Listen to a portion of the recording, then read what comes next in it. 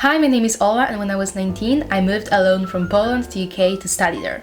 I was asked a few weeks ago to film a video with some tips for people who would like to move to another country or city to study or to work. So here we go. I hope these tips are helpful for you. And let me know in the comments if you're planning on moving somewhere or not. And if yes, then when and where you're moving, because I'd love to hear your stories. So I decided to have two main parts in this video. And the first part is, I guess, mostly for people who are like me, who didn't know where they wanted to move.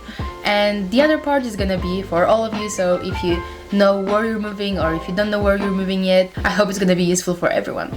So the first part is what you should do before choosing where you want to go. And when I was moving to UK, I was thinking between London, Nottingham, Leicester, Newcastle, so I didn't know where I'd like to go, also where I'd get to university. But after all, I got offers from all the universities, so I had to choose which one I wanted the most. So I also had to choose which city I wanted the most. But right now I'm gonna be graduating in 10 months and I want to choose the next place to move because I don't want to go back to live in Poland. So I'm choosing the next place for myself and I'm thinking between a lot of different places, and I'm gonna share my checklist and my tips for you so that you know what I'm paying most attention to while I'm thinking where I want to move and which city I want to choose. And of course it's all based on everything that I've experienced when moving to Newcastle, because that's the city that I chose to move to 2 years ago, and all of my experiences are of course based on the good and bad sides of my choice. So the first thing to do before you choose a place is of course to compare cost of living. And I'm gonna put a link to the website here on the screen where I compare cost of living where I live now and where I plan to move next, because sometimes you can hear that that or this city is cheap and the other one is more expensive, but websites like this one show you exactly if groceries are gonna be more or less expensive, if cars are gonna be more or less expensive, the same thing with flats, the same thing with going out and other stuff like that. Because of course for some people that city could be very cheap because, for example, flats and accommodation is cheap, but for you the most important thing are groceries or going out, and then that's very expensive in said city. So that's why it's important to check these different types of expenses and compare them. And of course this website is not something that you have to 100% believe in because it's based on average expenses of people who live in different cities, but I'm sure it's something that could help you choose the place anyway. So I really recommend that because that's the website that I was using. So another thing that I haven't really done and I wish I have before choosing Newcastle over the other cities is actually going there and checking the vibe in the city. I don't know if it's also as important to you as it is to me, but when I go to some cities I just feel the good vibe in it, and that's how I know that it's a city that I would like to spend more time in. And in some cities I just don't feel this good vibe, and then I know that I just won't be happy there. Maybe not won't be happy, but it's just not the city for me. And when I was choosing cities in Newcastle to move to, I only went to Newcastle after choosing my first choice university. So when I went there I already knew that if I got into Newcastle University I would have to live there. So I felt kind of this pressure to love the city, and I didn't. When I went there for the first time a few months before moving in, I hated this city. I came back to Poland really sad, and I thought to myself that I don't want to get into this university because I thought that Leicester, which was my second choice, could maybe be better for me. Maybe I would feel this good vibe there, but I didn't even go to Leicester, so I didn't know. So that's why I think that it's so important to go to the cities before you actually decide. But the thing that I also found very important is to go to the cities alone. Of course, if you're moving alone. If you're moving with your partner or your friend, then go with them. What I mean is go to the cities, visit the cities with people who you're gonna live with. Or if you're moving alone, then go alone. I wouldn't recommend going with your friends who are not going to move there with you, because their feelings might be much different from yours, and then may either kind of influence you to choose this place even if you don't like it, or influence you to not choose this place even if you love it. And they are not the ones who are gonna live there, so that's why I would recommend you going alone or with only those people who you're gonna live with there, so that you actually know how you're gonna feel there when you move. And when you go there, just listen to your gut. Like I said, I hated Newcastle when I went there, and then when I moved there at the beginning of academic year, I kind of liked it because, you know, I had a lot of new friends and other stuff like that. And now when I've lived there for nearly 2 years, I don't love it. I'm not gonna lie to you, I just don't love it. I really wish to move out as quickly as possible, which only shows that the feeling I had when I went there alone for the first time for these 2 days just to visit the city was right. Because right now when I'm in Newcastle, I feel similar things that I felt when I went there for the first time. But what you also have to remember is that the place that you're moving in is not the place that you have to live in forever. Even if you're looking for a job there, or even if you're going to university, you only have to be there for as long as you want to be there. Let's say your university is only 3 or 4 or 5 years, then you don't have to be there longer than this 3 or 4 or 5 years. You don't even have to be there as long. You don't have to finish your university if you hate the place. So of course, try to choose something that you love the most, but also don't forget that you're moving forever and that you can't choose your decision later. Another thing is that when you're already there and visiting the cities, then check the potential accommodation or potential area where you could live in,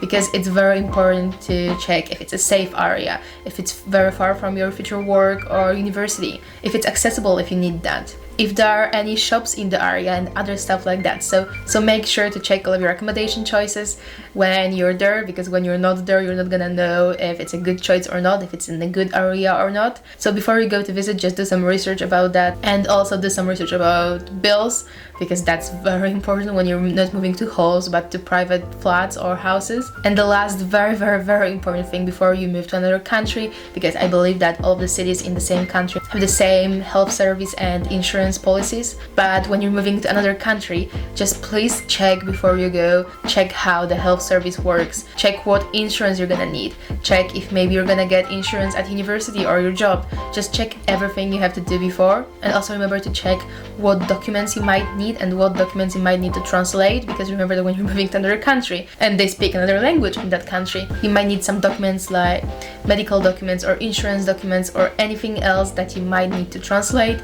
So please remember to do that. Okay, so the second part, like I said before, is about things that you should do after you choose the place that you're gonna move to, or when you actually know the place that you're moving to already, because it's a place that you just have to move to, or because you chose it before. So the first thing is, I guess, mostly for students or for people who are moving to this place during the busiest time, so probably usually before the academic year starts, and it's booking your accommodation as soon as possible. Because when you already know that you're moving there for sure, then just book the accommodation, because later you're gonna be left with less choices and probably with more expensive choices, and maybe the choices that you visited when you visited the city are not gonna be available anymore. So just make sure not to forget about choosing your accommodation, but of course make sure to check all of the things that your landlord may be hiding from you, like some extra cost or very high bills that you may be paying. So just do all the research and then book the place as soon as possible so that you get in the good price. Another thing is something that I've actually done when I was moving to Newcastle,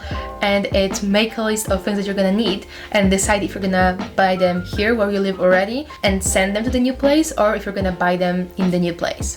And it's very important, especially if you're moving without a car or if your next city doesn't have good transport connections. Because when I was moving to Newcastle, I needed things to the flat, like all of the kitchen utensils, all of the plates, bowls, anything like that, all of the things to the bathroom, like some carpets and towels and anything like that, some bedding, pillows, just everything. And when I checked, the prices in IKEA in UK were actually much more higher than prices in IKEA in Poland. And also IKEA in Newcastle was far away from the city and I didn't have a car, so I would also have to pay for the delivery. And when I counted all the costs, it appeared that it was going to be much cheaper if I bought my things in Poland and just sent them in boxes to UK.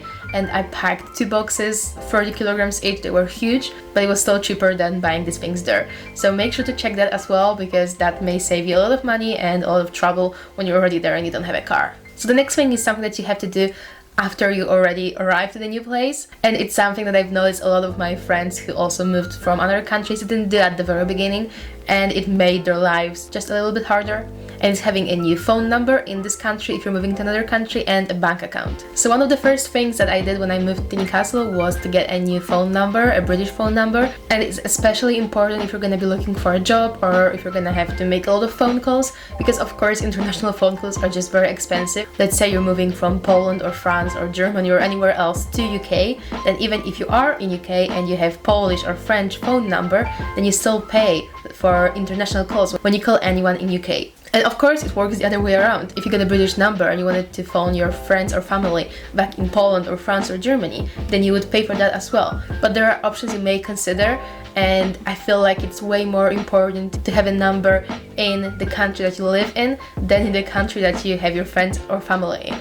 So for example, I needed my British phone number to organize all the things at university and with my job and with anything like that. So for example, when I was giving away CVs, then I had to have a UK phone number there. I had a lot of friends who had their Polish numbers on their CVs, and of course no one called them because who would call an international number? They had to pay more for that. So that's why it's so important.